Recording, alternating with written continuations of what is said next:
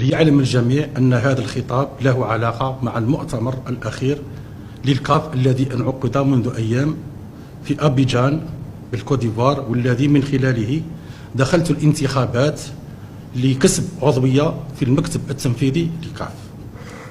كما تعلمون، كسب عضوية في المكتب التنفيذي للاتحاد الإفريقي لكرة القدم كان من أهم الأهداف التي كنا نعمل لأجلها ونطمح للوصول إليها في إطار الاستراتيجية التي رسمناها وقدمناها أمام الجمعية العمومية للاتحاد الجزائري لكرة القدم.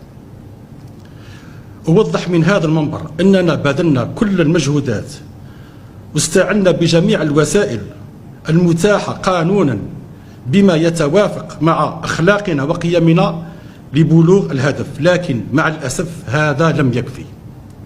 لهذا أعلم الرأي العام عن استقالتي من منصب رئيس الاتحاد الجزائري لكرة القدم، وأستغل هذه الفرصة لأتقدم بالشكر الجزيل للسلطات الجزائرية على كل الدعم الكبير الذي تلقيته أثناء ممارسة مهامي.